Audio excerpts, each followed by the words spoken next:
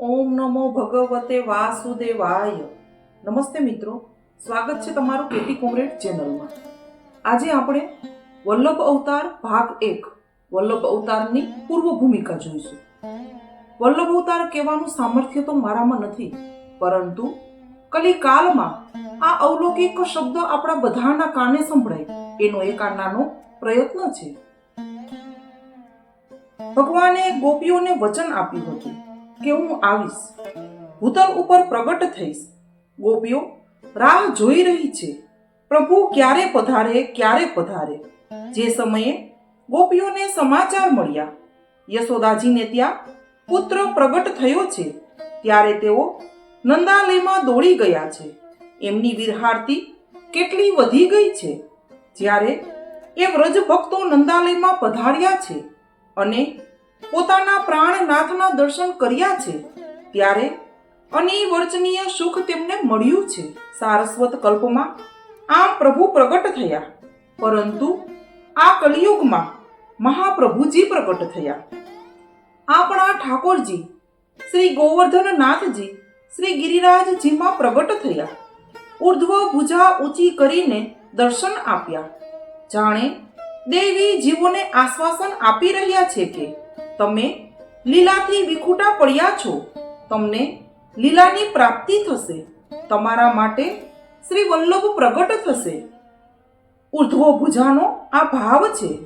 બીજો ભાવ એ છે કે શ્રીનાથજી પ્રગટ થઈને હાથ ઊંચો કરીને શ્રી મહાપ્રભુજીને ગોલોકમાંથી બોલાવી રહ્યા છે, હે પ્રાણ પ્યારે પધારો.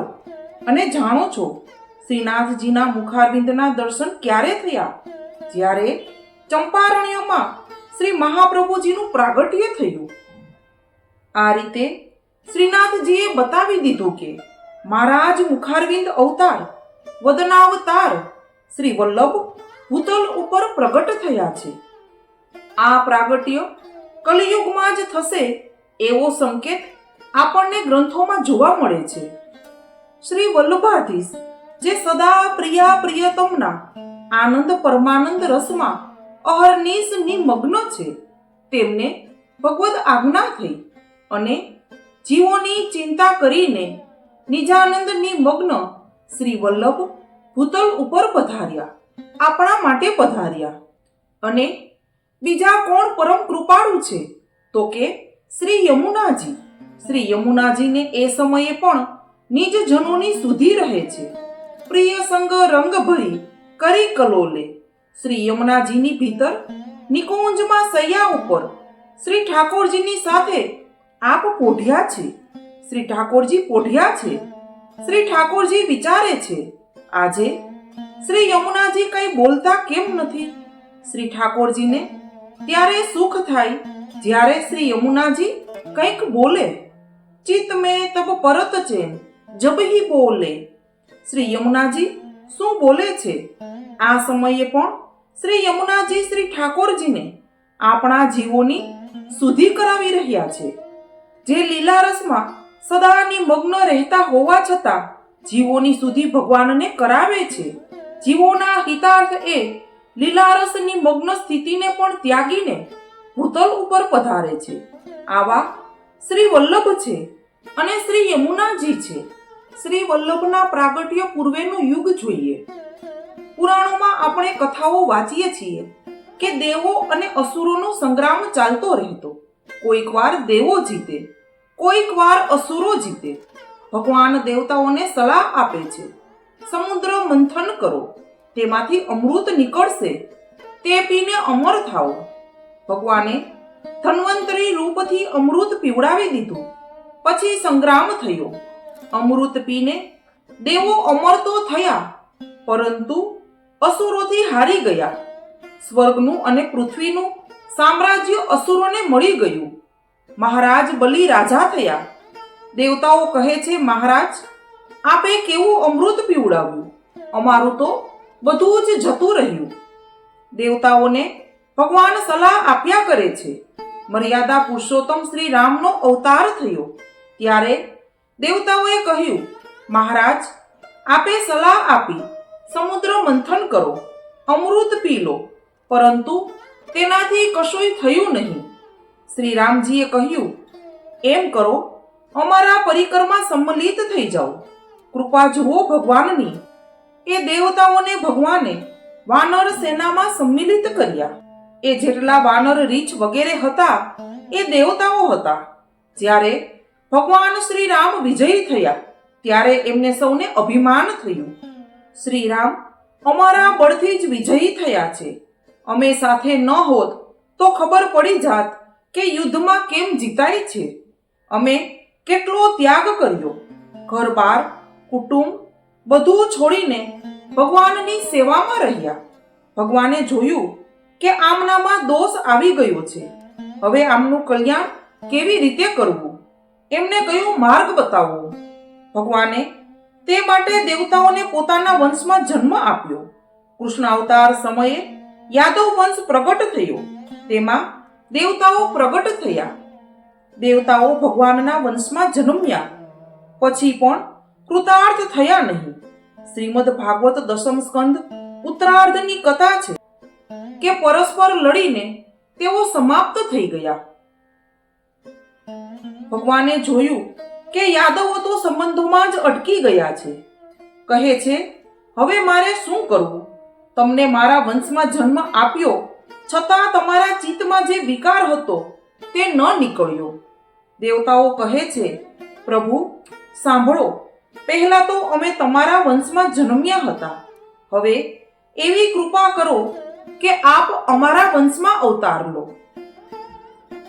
આ કલિકાલમાં શ્રી વલ્લભાધીશનું પ્રાગટ્ય થયું તે જુઓ. શ્રી મહાપ્રભુજીના પૂર્વજો કોણ હતા? તો કે બધા મોટા મોટા દેવતાઓ હતા. યજ્ઞ નારાયણ ભટ્ટજી પ્રથમ સોમયાજી, જેમને શ્રી મદન મોહનજીએ યજ્ઞકુંડમાંથી પ્રગટ થઈને આજ્ઞા કરી હતી, તમારા વંશમાં 100 સોમયજ્ઞ પૂરા થશે ત્યારે તમારે ત્યાં સાક્ષાત પૂર્ણ બ્રહ્મ પુરુષોત્તમનું પ્રાગટ્ય થશે. આ યજ્ઞ નારાયણ ભટ્ટ સાક્ષાત વેદ મૂર્તિ, વેદ સ્વરૂપ હતા. એમણે એક પાડાના મુખે વેદ મંત્રોનું ઉચ્ચારણ કરાવી આ બાબતની સૌને ખાતરી કરાવી હતી. એમણે 32 સોમયજ્ઞો કર્યા હતા. એમના પુત્ર થયા ગંગાધર ભટ્ટ. તેઓ એમના નામ પ્રમાણે ગંગાને ધારણ કરનાર શિવજીના અવતાર હતા. તેમણે 28 સોમયજ્ઞ કર્યા હતા. એકવાર સોમયજ્ઞની સમાપ્તિમાં જ્યારે પવિત્ર સ્નાન થઈ રહ્યું હતું ત્યારે સૌએ દર્શન કર્યા કે એમના વાળના અંબોડામાંથી ગંગાજીત પ્રવાહિત થયા અને અસ્ખલિત વહ્યા. એમનું ગંગાધર નામ સાર્થક થયું. એમના પુત્ર થયા ગણપતિ ભટ્ટ. તેઓ ગણેશજીનું પ્રાગટ્ય 30 સોમયજ્ઞો એમણે કર્યા. એકવાર વિદ્વત સભાને ગણપતિ સ્વરૂપે દર્શન આપેલા. આમ શ્રી વલ્ભાચાર્યના પૂર્વજો સમર્થ દેવો હતા. સૌએ સોમયજ્ઞો કર્યા હતા. ગણપતિ ભટ્ટને ત્યાં થયા વલ્લભ ભટ્ટ. તેઓ સાક્ષાત સૂર્યનો અવતાર મનાય છે. તેમણે એકવાર મધ્યરાત્રિના સમયે મધ્યાહનના સૂર્યના દર્શન કરાવ્યા હતા. મધ્યરાત્રિના સમયે સૌને લાગ્યું કે જાણે મધ્યાહન થઈ ગયો છે. આમ કરીને તેમણે બતાવી દીધું કે હું સૂર્યનો અવતાર છું. તેમણે 5 સોમયજ્ઞો કર્યા. વલ્લભ ભટ્ટને ત્યાં થયા લક્ષ્મણ ભટ્ટ. એમને એ સૌભાગ્ય પ્રાપ્ત થયું કે શ્રી વલ્લભ એમને ત્યાં પ્રગટ થયા. આમ આ એક ઇતિહાસ મળે છે. બીજું, શ્રી મહાપ્રભુજીના પ્રાગટ્યની વાત સાથે શ્રીમદ ભાગવતની પણ સંગતિ મળે છે. મથુરામાં બંદી ગૃહમાં ભગવાને પ્રગટ થઈ વાસુદેવ દેવકીજીને દર્શન આપ્યા. ત્યારે ભગવાને આજ્ઞા કરી કે આ હું ત્રીજી વાર આવ્યો છું. સૌથી પહેલા તો તમે જ્યારે કશ્યપ અદિતિ હતા ત્યારે તમે મને પ્રસન્ન કરી વરદાન માંગ્યું હતું કે અમને આપના જેવો પુત્ર પ્રાપ્ત થાય. મેં વિચાર કર્યો કે મારા જેવો બીજો તો કોઈ છે જ નહીં, મારે જ પુત્ર બનવું પડશે. બીજી વાર હું વામનના રૂપમાં આવ્યો અને આજે ત્રીજી વાર કૃષ્ણના રૂપમાં અવતર્યો છું. તમે બ્રહ્મ ભાવથી મને ભજી રહ્યા છો એ ઠીક છે, પણ હવે પુત્ર ભાવથી ભજો. આમ કહી ભગવાન નાના બાળક બની ગયા. વસુદેવજી તેમને ગોકુળ પધરાવી કન્યાને ત્યાંથી લઈ આવ્યા. આમ પ્રાગટ્ય થયું મથુરામાં અને ભગવાન પધાર્યા ગોકુળમાં. અહીં દર્શન આપ્યા, પણ કહો દેવકીજીને કોઈ વાત્સલ્ય સુખ ના મળ્યું. જ્યારે ભગવાનની સામે તેઓએ અદિતિ કશ્યપ સ્વરૂપે પ્રાર્થના કરી ત્યારે એમને મનોરથ પૂર્ણ ન થયો. ભગવાન વામન અને કૃષ્ણ સ્વરૂપે પ્રગટ્યા ત્યારે પણ એમનો મનોરથ પૂર્ણ ન થયો. એમને એ વાત્સલ્ય ભાવની તૃષ્ણા રહી ગઈ. ધન્ય છે યશોદા તને, પ્રભુનું વાત્સલ્ય સુખ તને મળ્યું. ધન્ય છે રોહિણી તને, વ્રજ લીલાનો આનંદ લઈને આવી અને હવે દ્વારિકા લીલાનો આનંદ પણ લઈ રહી છે. જ્યારે અમે તો પ્રભુને પ્રાપ્ત કરીને પણ એ સુખ ન પામ્યા જે અમારે લેવું જોઈએ. વાસુદેવ દેવકીજીને આ વાતનો મહાવિરહ થયો અને એ વિરહમાં જ બંનેના દેહ છૂટી ગયા. ત્યારે લક્ષ્મણ ભટ્ટજી જેઓ સાક્ષાત અક્ષર બ્રહ્મનું જ સ્વરૂપ છે, તેઓમાં વસુદેવજીનું સત્વ સ્વરૂપ સમાહિત થઈ ગયું છે અને દેવકીજીનું સત્વ સ્વરૂપ ઇલ્મા ગારુજીની અંદર સમાહિત થઈ ગયું છે. અંતિમ સોમયજ્ઞની પૂર્ણાહુતિ થઈ ત્યારે ભગવદ આજ્ઞા થઈ કે હવે તમારે ત્યાં મારું પ્રાગટ્ય થશે. શ્રી લક્ષ્મણ ભટ્ટ અનુભવ ટેવ સુત સત્વ જો શ્રી વસુદેવ.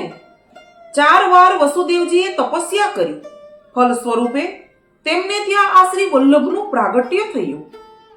લક્ષ્મણ ભટ્ટ અને ઇલ્મા ગારુજીની ત્યાં વલ્લભનું પ્રાગટ્ય થયું તે પછીના ભાગમાં આપણે જોઈશું. શ્રી વલ્લભ અવતાર ભાગ 1 ને આપણે શ્રી વલ્લભના ચરણોમાં સમર્પિત કરીએ અને આ અલૌકિક ક્ષણને અહીં વિરામ આપીએ. જો વિડીયો ગમ્યો હોય તો વિડીયોને લાઈક, શેર અને સબસ્ક્રાઇબ કરજો. બાજુમાં આપેલા બેલ આઇકન પર ક્લિક કરજો જેથી કરીને તમને આવા વિડીયોની નોટિફિકેશન મળતી રહે. જય શ્રી કૃષ્ણ.